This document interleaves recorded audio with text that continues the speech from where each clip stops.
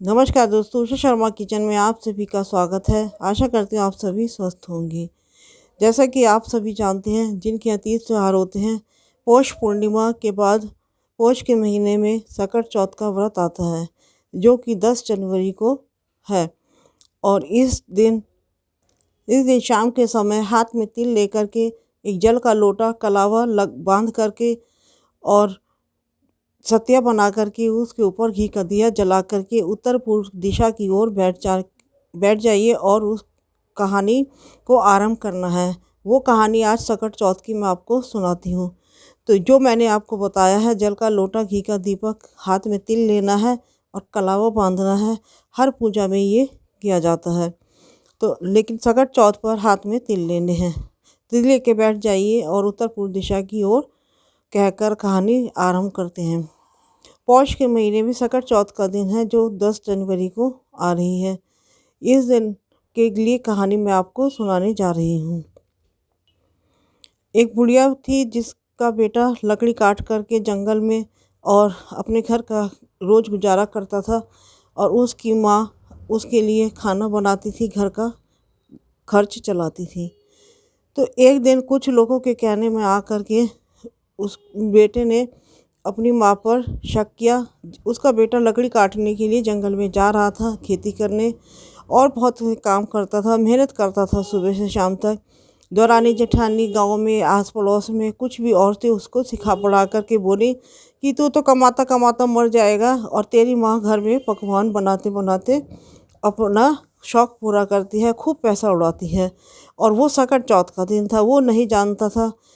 तो उसने शाम को आकर देखा कि उसकी माँ तो पूड़े पुए पकवान, तिलकुट, बहुत सी चीज़ें बना रही हैं। तो बाहर की औरतें, देवरानी जेठानी, चाची ताई, तो जो कह रही थी वो सच कह रही थी। असलियत उसको पता नहीं था कि आज तीज त्योहार है, तो त्योहार के दिन हमारा ये सब कुछ खाना बनता है। उसने कहा कि माँ, मैं तो कमाता कमाता मर जाऊंगा, और तू मेरा जितना भी धन है ये ऐसे पकवान बना करके उड़ा रही है, मैं कब तक कमाऊंगा। वो कहने लगा कि मैं घर छोड़कर जा रहा हूँ। बुढ़िया माई ने उसको खूब रोका, लेकिन वो बेटा नहीं माना। तो कहने लगा, नहीं माँ, अब मैं घर छोड़कर जा रहा हूँ, अब मुझे कोई नहीं रोक सकता। तो उस बेटे ने उस बोला कि मैं अब इस घर में नहीं रहूँगा। उसकी माँ कहती है कि बेटा अगर जा रहा है तो ये पोटली में तिल मैं दे रही हूँ, और इसको लेते जाओ। जहाँ कभी संकट तुम्हें लगे, तो माँ होती है ना, तो जब संकट होता हो तुम इस तिल को बखेर देना, तुम्हारे सब संकट दूर हो जाएंगे। धीरे धीरे वो चलता है, जहाँ जहाँ उसको संकट नज़र आता है, जंगल वगैरह कहीं रास्ता नज़र नहीं आता है, तो तिल बखेर देता है, उसका रास्ता साफ होता चला जाता है। धीरे धीरे देखता है कि एक नदी आती है, तो उसको नदी को पार मैं कैसे करूँ। उसने तिल बिखेरे और नदी ने रास्ता उसको दे दिया। आगे चलते चलते बहुत रात हो जाती है। वो सोचता है कि यहाँ किसी के पास मैं रुक जाता हूँ, फिर आगे देखता हूँ मुझे कहाँ जाना है। उसने देखा एक गांव में एक बुढ़िया अकेली थी। वो कुछ दुखी भी थी और खाना पीना बना रही थी, पूड़ी पकवान। तो पूड़ी तो उसके पास बोल रहे थे बुढ़िया माई कि ये क्या कर रही हो और रो क्यों रही हो तुम। तो उसने कहा, बेटा बैठ जा। कि कहाँ से आया है। कि माँ, चलते चलते मुझे रात हो गई है और मैं विश्राम करना चाहता हूँ, और आज्ञा दे तो मैं आपके यहाँ विश्राम कर लेता हूँ। कि ठीक है बेटा, विश्राम कर लो।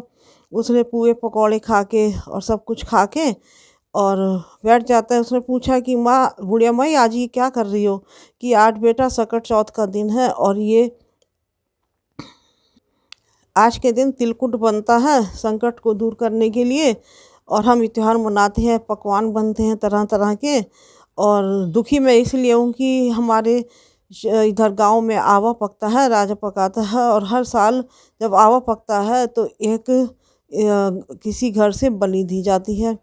तो आज मेरे बेटे की बारी है, वो उसको लेने के लिए राजा के जो है नौकर चाकर आएंगे। कि जब ठीक है, कि जब आएंगे तो मुझे बता देना, हुकारा भर देना। तो उसे इशारा कर दिया रात को, तो वो बोला कि ठीक है, और चुप रहना। और मैं चुपचाप से चादर ओढ़ के चला गया। और अपनी माँ के दिए हुए तिल वो ले गया, क्योंकि बुढ़िया की बात से उसको समझ में आ गई कि जो मैंने किया अपनी माँ के साथ बहुत गलत किया ना, और मेरी माँ बिल्कुल ठीक थी, मैं औरों के बहकावे में आ गई, इसलिए माँ के तिल को लेके वो साथ में चला जाता है। आवा पकता है तो बैठ जाता है। उसने क्या काम करा कि अपने तिल लेकर अपने चारों तरफ, आवे की चारों तरफ उसने बखेर लिए और आवे को ढक दिया जाता है। आवा पकने में कम से कम आवा पकने में 1 महीना लगता है। राजा चेक करने के लिए भेजता है कि देखो आवा पका है या नहीं पका। जैसे ही आवे को हाथ लगाते हैं उसके कर्मचारी, आवे में से आवाज़ आती है, धीरे धीरे धीरे धीरे। वो डर जाते हैं और राजा के पास जा कर के बोलते हैं कि हे राजा, उसमें आवा पकने में आवाज़ आ रही है कि धीरे धीरे धीरे धीरे। तो राजा जाके देखते हैं कि इस बार आवे में से आवाज़ क्यों आ रही है।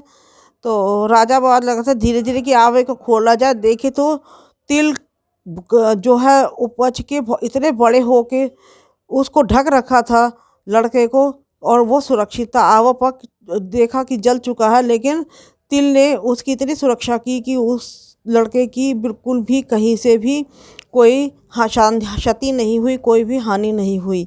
तो राजा पूछता है कि भाई ये तुम कैसे बच गए। कि फिर उसने सारी कहानी बताई कि ऐसे ऐसे मेरी माँ ने मेरे को तिल दिए थे कि सुरक्षा है, और सकट चौथ का दिन था, तो मेरी इन तिलों ने मेरी बहुत रक्षा की है, और अब मैं अपने घर वापस जाना चाहता हूँ। तो राजा बोलता है अपनी रानी से, रानी कहती है कि भाई इससे अच्छा दामाद हमें क्या मिलेगा। दूर का तो लाखों का होता है और पास का दामाद तो खाक का होता है, तो हम इसके साथ अपनी बेटी की शादी कर देते हैं। तो राजा कहता है ठीक है। उसके साथ अपनी बेटी की शादी की और मौज से उसको खूब राजपाट, खूब धन दौलत, हीरे मोती, खूब मोहरें दी और चल देता है। वहाँ जाके अपनी माँ के पास पहुँचता है। उसकी माँ बड़ी खुश हो जाती है, और देवरानी जेठानी जो होती हैं वो उनको पता नहीं होता है। अब वो तो फिर पकवान बनाती है, क्योंकि अगले साल जो सकट चौथ आती है तभी वो पहुंचा था। तो अब उसकी देवरानी जेठानी को बुलाया जाता है कि आ जाओ। तो वो कहने लगी आज ऐसा क्या हो गया कि इतने पकवान बन रहे हैं और इतनी राजपाट हो गया है हमारी जेठानी के। तो वो बताने लगा कि भाई जो मेरा बेटा गया था वो बहू लेके आया है, और आज मेरी सकट चौथ बहुत अच्छे से मनेगी, खूब खुशहाल है, खूब अच्छे दिन आ गए हमारे, तो इसलिए मैंने आपको बुलाया है। सारे परिवार के साथ सकट चौथ मनाई और बुढ़िया माई बहुत खुश हुई, खूब हीरे मोती धन दौलत खूब मिल गया उसको।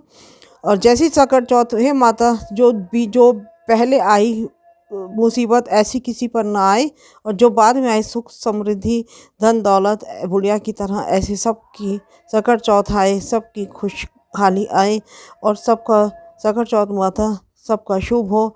और यही कहानी है। और इसके साथ साथ मैं आपसे विदा लेती हूँ, लेकिन मैं आपको बता देती हूँ जब भी कोई त्यौहार आता है हम कोई कहानी बोलते हैं, वो हम 2 बोलते हैं। इसके साथ अब मैं गणेश जी की कहानी भी बोलनी होती है, तो हम 2 कहानी बोलते हैं। गणेश जी की कहानी भी मैंने आपको अपने चैनल पे दी हुई है, वहाँ सुन सकते हैं। अभी मैं इसके साथ आपको नहीं दूँगी क्योंकि वीडियो बहुत लंबा हो जाता है। तब तक के लिए अपना ख्याल रखिए। फिर मिलते हैं किसी एक अच्छी वीडियो के साथ, किसी अच्छी रेसिपी के साथ, किसी अच्छी शिक्षा के साथ, किसी अच्छे त्यौहार के साथ। धन्यवाद।